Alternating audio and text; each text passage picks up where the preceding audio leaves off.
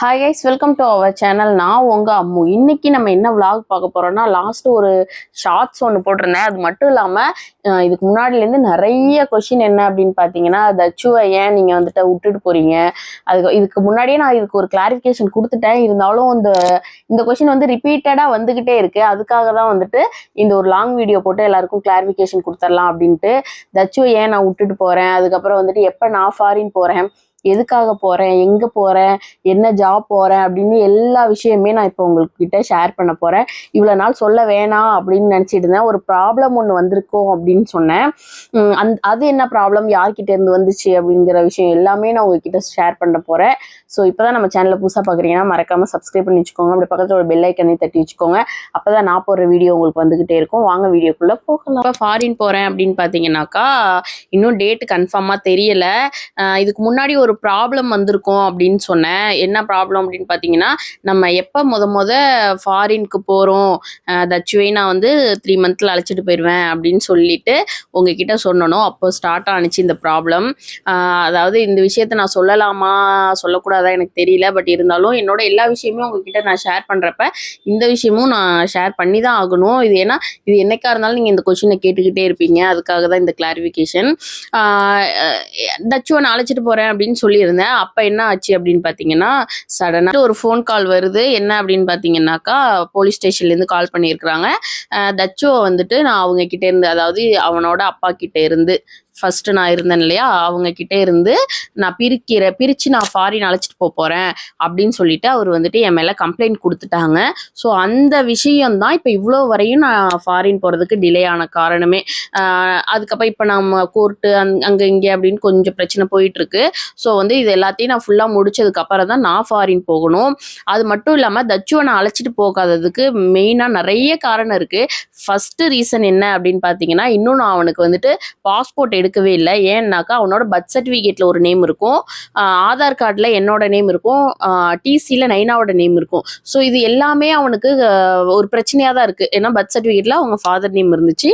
அதுக்கப்புறம் அவனுக்கு நான் ஆதார் கார்டு எடுக்கும்போது தச்சு என் கூட தான் இருந்தான். ஸோ ஆதார் கார்டில் வந்துட்டு நான் கார்டியனாக போட்டு என் பேர் வந்துருச்சு. தச்சோட ஸ்கூலில் என்ன ஆச்சு அப்படின்னா, நைனா தான் கொண்டு வந்து, நானும் நைனாவும் தான் போய் சேர்த்து விட்டோம். ஸோ அதில் பார்த்தீங்கன்னா தச்சோட கார்டியன் வந்துட்டு நைனா அப்படிங்கிற பேர் வந்துருச்சு. ஸோ மூணுத்துலேயுமே அவனுக்கு ஒரு ப்ராப்ளம் இருக்கனால இது எல்லாத்தையும் நான் சரி பண்ணி கொண்டு வர்றதுக்கு எனக்கும் அவ்வளோ டைம் இல்லை. நான் இங்கேருந்து சரி பண்ணுறதுக்கு அது ஒரு ரீசன். அதனால நான் அவனுக்கு ஒரு 3 மந்த் கழிச்சு நான் போயிட்டு வந்துட்டு அவனுக்கு நான் சரி பண்ணி கூட்டிகிட்டு போகலாம் அப்படிங்கிற பிளானில் தான் நான் இருந்தேன். ஆனால் சடனாக இப்போ இவங்க உள்ளே பூந்து நான் வந்துட்டு அவனை ஃபாரின் அழைச்சிட்டு போகக்கூடாது, நானும் போகக்கூடாது அப்படின்னு ஒரு புதுசாக ஒரு பிரச்சனை. அது வந்துட்டு அவருக்கே தோணி பண்ணுறாங்களா இல்லை வந்து சுற்றி உள்ளவங்க யாராவது சொல்லி கொடுத்தாங்களா அப்படிங்கிற விஷயம்லாம் எனக்கு தெரியாது.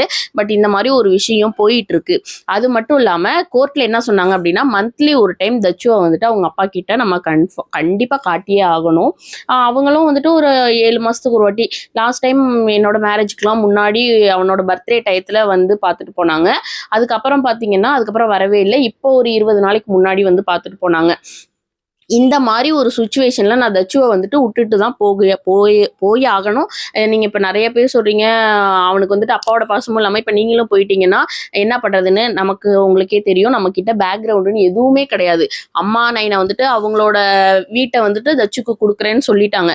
ஆனாலும் அந்த வீடுமே நம்ம இப்போ வந்துட்டு கடனில் தான் இருக்குது. நம்ம ஒரு 6 லட்சத்துக்கு ஒத்திகைக்கு வச்சுருக்கிறோம். அந்த 6 லட்சத்தை அம்மா வந்துட்டு எப்படியோ திருப்பி கொடுத்தாலுமே அவனுக்கு ஒரு வீடு மட்டும்தான் இருக்கே தவிர வேறு எதுவுமே எங்ககிட்ட கிடையாது. என்கிட்ட ஒரு பெருசு இப்ப திடீர்னு ஒரு 2 லட்சம் உன்னால ரெடி பண்ணா என்னால நிஜமா முடியவே முடியாது. ஏன்னா அந்த ஒரு சுச்சுவேஷன்ல தான் நாங்க இருந்துட்டு இருக்கோம். நம்மளோட பேக்ரவுண்ட் எதுவுமே கிடையாது. இனிமேல் நான் சம்பாரிச்சு இனிமேல் நான் என் பிள்ளைக்கு சேர்த்து வச்சாதான் உண்டு. நீங்க பாக்குறவங்க எல்லாருமே தச்சுவோட நல்லதை கருதி, அதாவது தச்சு நல்லா இருக்கணும், நான் நல்லா இருக்கணும், 2 பேரும் சேர்ந்து இருக்கணும்னு நினைச்சுதான் நீங்க சொல்றீங்க. ஆனா இன்னைக்கு நான் தச்சு கூட இருந்துக்கிறேன், என்னால எதுவுமே சேர்க்க முடியாது, என்னால எதுவுமே பண்ண முடியாதுன்னா நாளைக்கு அவனோட லைஃப் கேள்விக்குறியாயிரும். ஏன்னா எதுவுமே இல்லை நான் அவங்க கிட்ட. அவங்களும் இப்போ அந்த 9 மாதம் கழிச்சு அவரோட அப்பா வந்துட்டு பார்த்தாங்க. தச்சுவை வந்துட்டு ஒரு 200 ரூபா சட்டை ஒரு 3 எடுத்துக்கிட்டு வந்தாங்க. ஒரு ஸ்நாக்ஸ் என்னமோ ஒரு சிப்ஸு, ஒரு அந்த என்னது சீட்டோஸா சாக்கோஸ், அது ஒரு 4 பாக்கெட், இவ்வளோதான் வந்து பார்க்குறாங்களே தவிர மற்றபடி எனக்கு மணி ரிலேட்டடாக எந்த ஹெல்ப்புமே இதுக்கு முன்னாடியிலேருந்து பண்ணதில்லை, இப்பயும் பண்ணது கிடையாது. ஸோ அதை நாங்கள் எதிர்பார்க்கவும் கிடையாது. அவங்க தச்சுவை வந்துட்டு பார்க்குறதுக்கு அலோவ் பண்ணணும்னு கோர்ட்டில் சொன்னாங்க. அப்படிங்கிறதுனால தான் நாங்கள் அலோவ் பண்ணிகிட்டு இருந்தோம். இனிமேலும் அந்த ஒரு ரீசனுக்காக தான் அவனும் ஆசைப்பட்டான். அவன் வந்துட்டு எனக்கு எங்க நானாவை பார்க்கணும் அப்படின்னாக்கா கண்டிப்பா நம்ம வந்துட்டு அவனை அழைச்சிட்டு போவோம். இப்பயும் இவ்வளவு நாள் அப்படிதான் அவங்க வந்து பார்க்கணும்னு சொன்னாங்க. மாமனார் வந்து பார்க்கணும்னு சொல்லுவாங்க. வந்து இங்க எங்கேயாவது ரூம் எடுத்துட்டு நைனாக்கு ஃபோன் பண்ணுவாங்க. ஃபோன் பண்ணி தச்சுவை அழைச்சிட்டு போய் ஒரு நாள் ஃபுல்லா அவங்க கூட விட்டுட்டு அதுக்கப்புறம் கூட்டிட்டு வந்துருவாங்க. இந்த மாதிரி தான் ஒரு போயிட்டு இருக்கு. ஸோ வந்துட்டு நான் அழைச்சிட்டு போக முடியாது. இதுதான் ஓப்பன் ரீசன். நிறைய மதர் டைவர்ஸ் ஆன மதருக்கு எல்லாருக்குமே தெரிஞ்சிருக்கும். நம்மளோட பிள்ளைங்க வந்துட்டு அவங்க அப்பா மாசத்துல ஒரு நாளோ வாரத்துல ஒரு நாளோ கோர்ட் என்ன சொல்லுதோ அன்னைக்கு நம்ம காமிச்சுதான் ஆகணும். இப்ப நாங்க கூட்டிட்டு போயிட்டேன் அப்படின்னாக்கா அவங்க எங்க மேலேயும் கேஸ் போடலாம். எங்க மேல கேஸ் போட்டு இது மாதிரி பிள்ளைய கூட்டு போயிட்டோம்னா அந்த விஷயம் தான் இப்ப போயிட்டு இருக்கு. ஸோ இந்த ஒரு ரீசனாலதான் நான் அவனை அழைச்சிட்டு போகாம இருக்கிறேன். அது மட்டும் இல்லாம மெயின் ரீசன் என்னன்னா அவனால எங்க அம்மா நைனா விட்டுட்டு வரவே முடியாது. நான் இல்லாம கூட தச்சு இருந்துக்குவான். ஆனா எங்க அம்மா நைனா இல்லாம அதிகபட்சம் 3 நாள் எங்க அம்மா நைனாவை பார்க்காம இருந்துக்குவான். ஏன்னா 3 நாள் வரையும் நான் அம்மா நைனாவை காட்டாம நான் வச்சிருக்கிறேன். அதுக்கு மேல இருக்கவே முடியாது. அவனுக்கு ஜுரம் வந்துடும். நான் இல்லாம அவன் கிட்டத்தட்ட எவ்வளவு நாள் வேணாலும் இருந்துக்குவான். லாஸ்டா என்னை கேட்க கூட மாட்டான். அம்மா எங்க இருக்குன்னு கூட கேட்க மாட்டான். லாஸ்டா நான் எப்ப அவனை பிரிஞ்சு இருந்தேன் அப்படின்னு பாத்தீங்கன்னாக்கா அபிக்கு மேரேஜ் டயத்துல ஷாப்பிங் போகணும். அது மட்டும் இல்லாமல் நான் அப்போ வரை ஃபீட் பண்ணிட்டு இருந்தேன். ஸோ வந்துட்டு அந்த ஃபீடிங்கையும் நிறுத்தணும் அப்படிங்கிறதுக்காக நான் அக்கா மாமா எல்லாரும் சேர்ந்து பெங்களூர் ஷாப்பிங் போயிட்டோம். அபி மேரேஜ்க்கு தேவையான ஜாமான் அந்த லக்கேஜ் இதெல்லாம் வாங்கணும் அப்படின்னு சொல்லிட்டு அவனை இங்கே அம்மா கிட்ட விட்டுட்டு நான் போயிருந்தேன். ஒரு 4-5 நாள் கழிச்சு 5 நாள் என்னமோ போயிருந்தேன்னு நினைக்கிறேன்.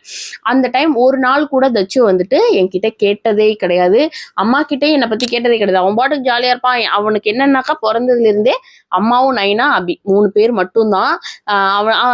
நான் தான் நிறைய வீடியோல சொல்லியிருப்பேன். அவன் வந்து என் அக்கானே நினைச்சுக்கிட்டே இருப்பான்.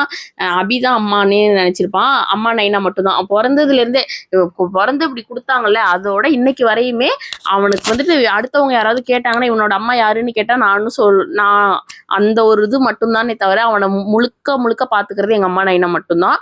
அம்மா நைனாவுக்குமே இவன் இல்லாம அவங்களால இருக்கவே முடியாது. நான் இல்லாம என் தங்கச்சி இல்லாம கூட அவங்க இருந்துக்குவாங்க. ஆனா தச்சு இல்லாம அவங்களால இருக்கவே முடியாது. ஸோ அவங்க 2 பொம்பளை பிள்ளைங்களா இருந்த இடத்துல ஒரு பையனா வந்துட்டு இப்ப அவன் இருக்கான்னா அவனுக்கு அவங்க 2 பேருக்கும் அவன் வந்து பேரனா மட்டும் இல்லாம மகனாவும் இருந்தும் அவன் வந்துட்டு அவங்க 2 பேரையும் பார்த்துக்குவான். ஸோ அம்மா நைனாவும் அப்படிதான் பார்த்துக்கிட்டு இருக்காங்க. எங்களோட ஒரு ஸ்டெப் இல்ல நிறைய ஸ்டெப்பு மேல வச்சுதான் அவனை பார்த்துட்டு இருக்காங்க. ஸோ அவனையும் என்னால வந்துட்டு இவங்க கிட்ட இருந்து பிரிச்சு என்னால அங்க கூட்டிட்டு போக முடியாது. இப்ப நான் ஃபைனலா என்ன முடிவு எடுத்திருக்கேன் அப்படின்னு பார்த்தா ஒரு 3 மாசத்துக்கு ஒரு வாட்டியோ 6 மாசத்துக்கு ஒரு வாட்டியோ நான் அங்க இருந்து வந்து தச்சுவை பார்த்துட்டு போய்க்கலாம் அப்படின்னு மட்டும்தான் இருக்கேன். அதுக்கப்புறம் லீவு விடுவாங்கல்ல அந்த டயத்துல வேணா நம்ம கூட்டிட்டு போயிட்டு கொஞ்ச நாள் வச்சு இருந்துட்டு 1 மாசமோ 1.5 மாசம் லீவ்ல வச்சுட்டு திருப்பி கொண்டு வந்து இங்க விட்டுறலாம். இது மட்டும்தான் என்னால பண்ண முடியும். நீங்க நிறைய பேர் கேக்குறீங்க, திட்டுறீங்க, என் மனசு கஷ்டப்படுத்துற மாதிரி நிறைய பேர் பேசுறீங்க. இது எல்லாமே ஓகே தான், நான் அக்செப்ட் பண்ணிக்கிறேன் தான். என் மேல தப்பு இருக்குதான். தப்புன்னு எங்கன்னு பார்த்தாக்கா நான் செகண்ட் மேரேஜ் பண்ணேன் இல்லையா அந்த ஒரு விஷயம்தான். வந்து நிறைய பேர் சொல்லிட்டு இருக்கிறீங்க.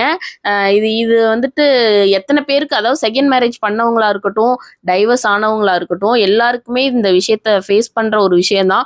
எனக்கும் சதீஷ்க்கும் எந்த பிரச்சனைனாலையும் நான் இந்த யோசிச்சது இல்லை. ஆனா சுத்தி உள்ளவங்க நீங்க இப்படிலாம் பண்ணாலும் ஒரு வேளை தப்பு பண்ணிட்டோமோ தச்சுவோட வாழ்க்கையை நம்ம ஸ்பாயில் பண்ணிட்டனோ அப்படின்னு வந்துட்டு நிறைய விஷயம் நினைக்க தோணுது. ஆனா அது எதுவுமே கிடையாது. லாஜிக்கா நான் யோசிச்சு பார்த்தேன் அப்படின்னா அதெல்லாம் எதுவுமே கிடையாது. தச்சுக்கு ஒரு நல்ல ஃபியூச்சருக்காக மட்டும்தான் நான் இப்ப இங்க இருந்து ஃபாரின் போக போறேன். அவனுக்காக நான் சேர்த்து வச்சா மட்டும்தான் உண்டு. இப்ப இதே நீங்க சொல்லுவீங்க ஏன் அவனை மேரேஜ் பண்ணதுக்கு அப்புறமும் சதி சம்பாதிக்கிறதும் எல்லாமே ஓகே தான். உங்க பாயிண்ட் ஆஃப் வியூல எல்லாமே ஓகே. இருந்தாலும் அவனுக்கு இன்னொரு குழந்தை எனக்கு வர்றதுக்கு முன்னாடி நான் அவனுக்கு எல்லாமே சேர்த்து வைக்கணும்னு ஒரு அம்மாவா நான் யோசிக்கிறேன். இது எத்தனை பேருக்கு நான் என்ன யோசிக்கிறேன்னு புரியும்னு தெரியல. ஆனா சில பேருக்கு நான் என்ன மைண்ட் தாட்ல யோசிக்கிறேன்னு உங்களுக்கு தெரிஞ்சிருக்கும். என்னோட சுச்சுவேஷன்ல இருந்து நான் யோசிச்சு பார்த்தீங்கன்னா உங்களுக்கு தெரிஞ்சிருக்கும். ஏன்னா இன்னொரு குழந்தை வர்றதுக்கு முன்னாடி நான் என் பிள்ளைக்கு நான் சேர்த்து வைக்கணும். அதுவும் என் பிள்ளை தான். இருந்தாலும் இவனுக்கு உள்ளதை நான் சேர்த்து வைக்கணும். இவனுக்கு படிப்புக்கா இருக்கட்டும் நாளைக்கு யாருக்கிட்டையுமே கையேந்த கூடாது. நான் இந்த நிமிஷம் இல்லைனாலும் நான் இந்த உலகத்தை விட்டே போயிட்டாலும் அவனால இருக்க முடியும். அவனை யாரோட தயவும் இல்லாம அவனால சாதிக்க முடியும் அப்படின்னாக்கா இன்னைக்கு நான் இவனை விட்டு பிரிஞ்சால் மட்டும்தான் இந்த விஷயம் எல்லாமே நடக்கும். அவனை யாரை யாரோட தயவுலயும் இல்ல யாரும் எதிர்பார்த்து அவங்க குடுத்துதான் நான் வந்துட்டு அவன் வாழணும், இல்ல இவங்க பார்த்துக்கிட்டாதான் நான் வாழணும் அப்படின்னு இல்லாம, எனக்கு என்கிட்ட இருக்கு, எங்க அம்மா எனக்கு தைரியம் குடுத்துருக்குறாங்க, எங்க அம்மா எனக்காக எல்லாமே விட்டுட்டு போயிருக்காங்க, அத வச்சு நான் வாழ்ந்துக்குவேங்கிற ஒரு வைராக்கியம் அவன்கிட்ட இருக்கணும். அதுக்காக தான் இப்ப நான் போறேன். அவன்கிட்டயுமே பெருசா ஒரு ஃபீலிங் கிடையாது. நான் அத நெனச்சா மட்டும் தான் நான் ரொம்ப கண்ட்ரோல் பண்ணி தான் இந்த வீடியோ எடுக்கணும் அப்படின்னு ஒரு 2, 3 நாளா நான் யோசிச்சுட்டு இருந்தேன். இன்னைக்கு காலையில ஒரு ஷார்ட்ஸ் போட்டேன். ஷார்ட்ஸ் போட்டப்ப தான் இவ்ளோ கமெண்ட்ஸ் எல்லாமே வந்துச்சா.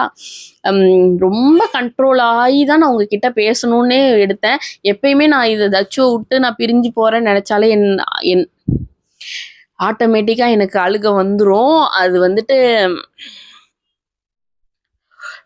அழுக மாட்டேன். நான் ஸ்ட்ராங்கா இருக்கேன். ஏன்னா தச்சு எனக்கு அவ்ளோ தைரியம் சொல்லியிருக்கான். நான் அவனுக்கு சொன்னதோட, அவன் எனக்கு அதிகமா சொல்லியிருக்கான். "நீ போம்மா, நீ போய் சம்பாரிம்மா, நெறைய சம்பாரிச்சு சேர்த்து வைம்மா.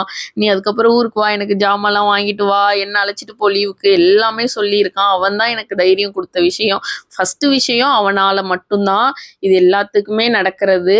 ஸோ வந்துட்டு இதுக்கு மேல நான் உங்ககிட்ட எப்படி விளக்கம் சொல்லணும்னு தெரியல. இதுல நான் சொன்னதுல எத்தன விஷயம் சரி, எத்தன விஷயம் தப்பு, எனக்கு எதுவுமே தெரியல.